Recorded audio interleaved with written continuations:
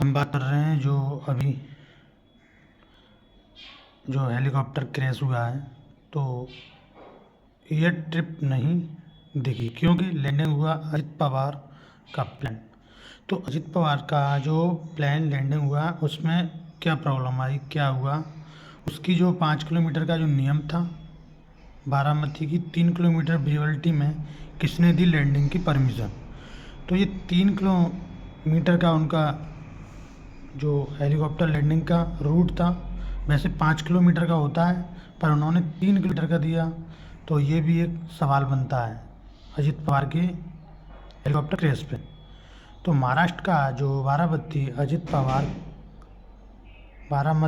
अजित पवार का यहाँ सिक्का चलता था और 8 बार विधायक और 1 बार सांसद बने थे और बारामती में से ही आखिरी सांस भी ली। अजित पवार ने 28 जनवरी की सुबह 8:10 बजे मुंबई से उड़ान भरी थी और करीबन 40 मिनट में प्लेन बारामती पहुंच गया और लैंडिंग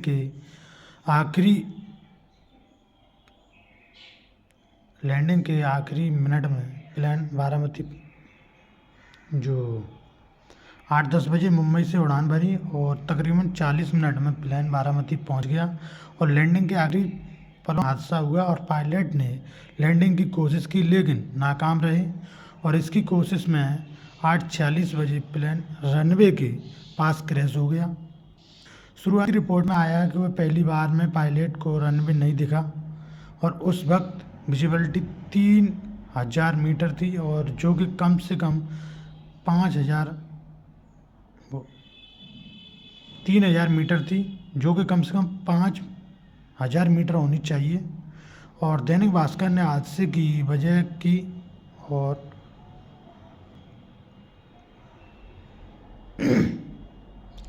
वजह भी बताई। जो दैनिक भास्कर जो न्यूज़ उन्होंने जो एंकर थे उन्होंने बताया कि 5 बजे में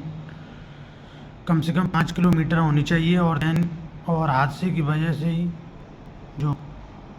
पड़ताल की और इसमें 3 सवाल निकल कर सामने आए। हादसे की वजह क्या है, प्लेन में कितनी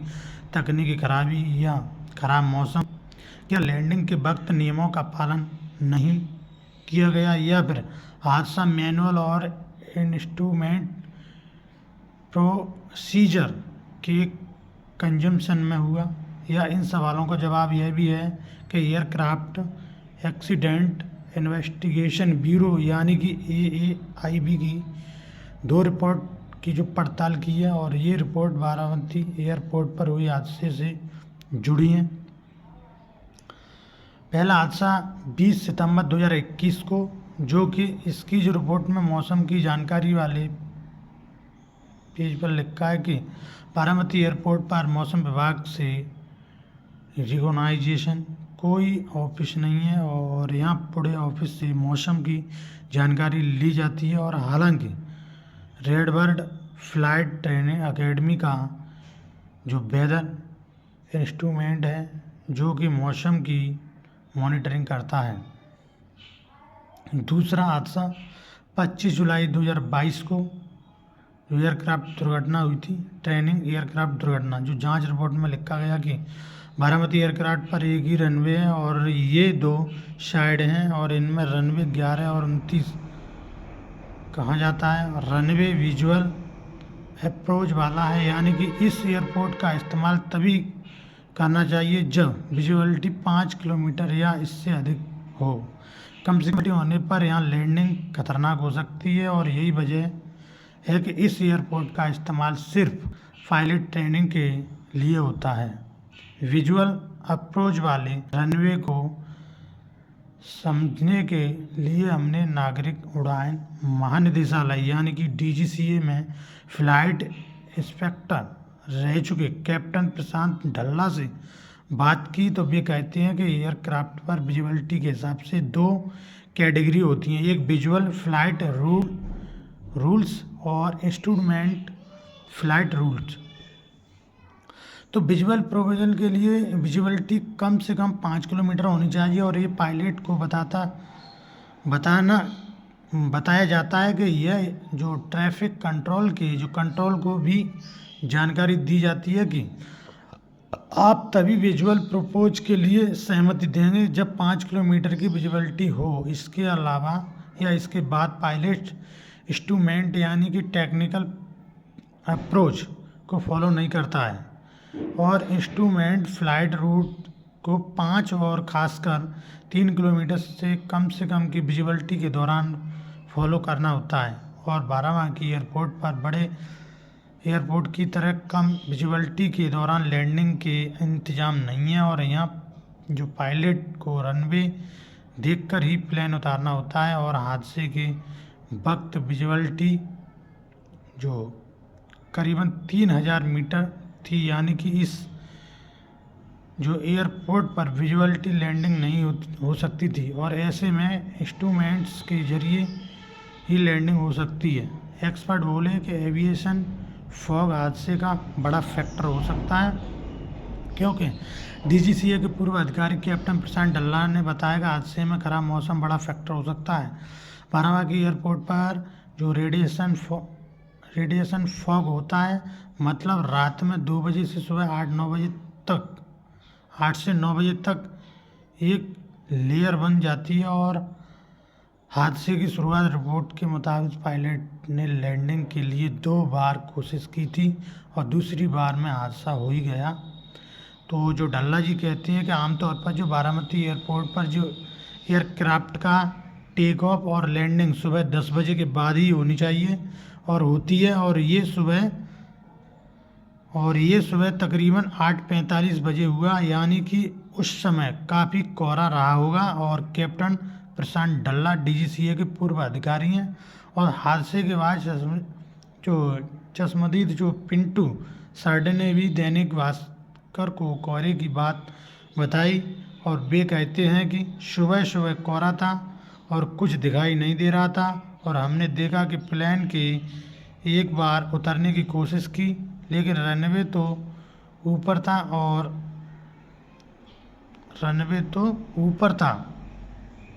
और हमने सोचा कि ये प्लेन रनवे की ओर नहीं जा रहा है और दूसरी बार उतरने की कोशिश करते हुए प्लेन गिर गया। हम भागकर पहुँचे, वहाँ बहुत आग लगी हुई थी, इसीलिए हमने ये कोई आगे नहीं जा पाया और 4 से 5 लोग ज़मीन पर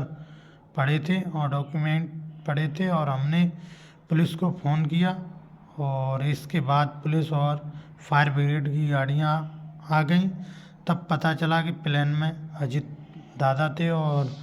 हमने उनकी डेड बॉडी भी देखी। डॉक्टर प्रशांत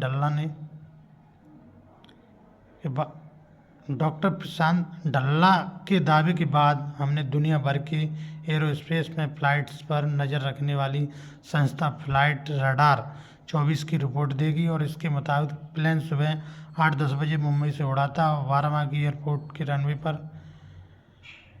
11 पर उतरने की कोशिश की और प्लेन की आखिरी जो सिग्नल सुबह 8:43 बजे मिला था। और रिपोर्ट में 2 बड़ी लापरवाहियों का जिक्र है। पहली है जो बारामती एयरपोर्ट पर ऑटोमेटिक वेदर रिपोर्टिंग सिस्टम नहीं है, लिहाजा प्लेन जो लैंडिंग से पहले मुंबई इंटरनेशनल एयरपोर्ट से मिल रहे फोरकास्ट डेटा है और बारामती एयरपोर्ट की पिछली जानकारी के आधार पर उड़ रहा था और मुंबई एयरपोर्ट बारामती के करीबन 200 किलोमीटर दूर है और वहाँ मौसम का डेटा बारामती के लिए सटीक नहीं हो सकता, इसीलिए पायलटों को लैंडिंग के वक्त मुश्किल आई है। दूसरी बात यह है कि हादसे के वक्त बारामती एयरपोर्ट के लोकल टावर पर स्टाफ नहीं था और स्टाफ होता तो पायलटों को मौसम का सही अनुमान मिल पाता और सही लैंडिंग हो सकती थी। बारामती एयरपोर्ट लोकेशन जो गोजवावी बारामती पुणे है और एरिया 451 एकड़ का है और रनवे 1770 मीटर लंबा और 30 मीटर चौड़ा है। 1996 में इस एयर ट्रिप का इस्तेमाल फ़िलहाल पायलट ट्रेनिंग के लिए होता है और अनिल अंबानी ग्रुप की company Reliance airport developers Baramati को प्रोवाइड जेट विमानों के सेंटर के तौर पर डेवलप कर रही है और रिलायंस के 2 साल पहले बारामती समेत 5 एयरपोर्ट को 95 साल के पट्टे पर ऑपरेट करने की बोली जीती थी। जो मैनुअल और इंस्ट्रूमेंट प्रोसीजर के कंजम्पशन में तो नहीं हुआ हादसा। तो जो सिविल एविएशन मिनिस्ट्री की तरह से जारी रिपोर्ट में लिखा है कि प्लेन बारामती एयरपोर्ट से तकरीबन 55 किलोमीटर दूरी पे था, तब पायलट ने पुणे एटीसी के कम्युनिकेशन किया था और वहां से कहा गया कि पायलट अपने विवेक से ही लैंडिंग करें और उसी समय क्रू ने विजिबिलिटी के बारे में पूछा था। बताया गया कि विजिबिलिटी 3000 मीटर के आसपास है और ये विजुअल लैंडिंग अप्रोच के लिए ज़रूरी 5 किलोमीटर की विजिबिलिटी से कम थी। तो एक्सपर्ट के मुताबिक बारामती एयरपोर्ट की विजुअल लैंडिंग अप्रोच के लिए ही बनाया, इसीलिए पायलट ने रनवे देखने के बाद उसी अप्रोच को अपनाया और रिपोर्ट में भी लिखा है कि पहले अप्रोच में रनवे नहीं दिखा और इसीलिए दोबारा कोशिश की और रिपोर्ट में दावा किया गया है कि पायलट को रनवे दिख रहा था। आशंका है कि पायलट और मैनुअल तौर पर जो इंस्ट्रूमेंट प्रोसीजर में फॉलो करने में कंजम्पशन हुआ होगा और AAIB की पुरानी जांच रिपोर्ट में बारामती एयरपोर्ट के बारे में लिखा है कि इसके मुताबिक विजुअल अप्रोच वाले रनवे पर वैसे जो मार्किंग होती है और इसमें जेट प्लेन या ऑपरेशन के लिए सही नहीं माना जाता और सरकार ने कहा कि विजुअलिटी बहुत ख़राब थी और हादसे की जांच कराएंगे। इस हादसे पर केंद्रीय नागरिक उड्डयन मंत्री राम मोहन नायडू किंजरापुर ने कहा है कि पूरे मामले की जांच पारदर्शी और जवाबदेही तरीके से की जाएगी। शुरुआती जानकारी के अनुसार लैंडिंग के समय मौके पर विजिबिलिटी बहुत ख़राब थी और लैंडिंग से पहले एयर ट्रैफिक कंट्रोल ने पायलट से पूछा कि क्या रनवे दिखाई दे रहा है, तो पायलट ने बताया था कि रनवे नज़र नहीं आ रहा है। तो इसके बाद से प्लेन दोबारा लैंडिंग के लिए लौटा। इस दौरान ATC ने फिर से पायलट से रनवे की विजुअलिटी के बारे में पूछा। पायलट ने रनवे दिखाई देने की बात कही, पर लैंडिंग की परमिशन मिलने के बाद विमान हादसे का शिकार हो गया। हादसे पर सरकार की जो रिपोर्ट है उसमें प्लेन लेयरजेट 45 था, जो कि ऑपरेशनल कंपनी VSR वेंचर्स और इसमें passenger Ajit Pawar deputy CM थे और इसमें विदीप जाधव जो कि PSO मुंबई पुलिस और पिंकी माली जो कि फ्लाइट अटेंडेंट थी पिंकी माली और कैप्टन सुमित कपूर जो कि पायलट थे और कैप्टन शाम्वी पाठक ये भी को पायलट थे और टाइमलाइन इसकी थी 8:10 पे। अजित पवार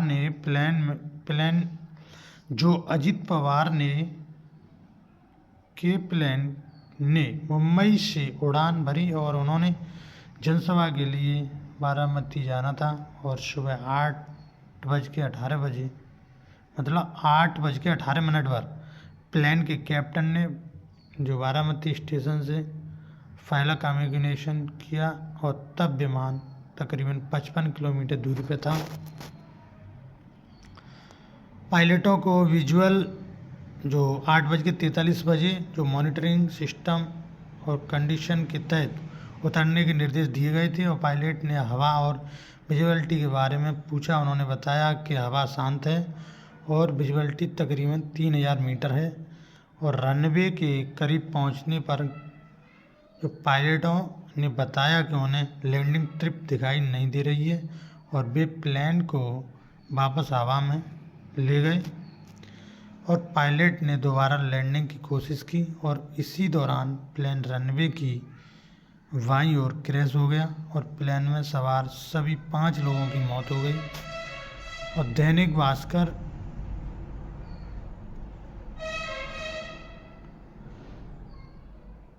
तो ये जानकारी आपको कैसी लगी? शायद आपको ये जानकारी अच्छी लगी होगी। तो ये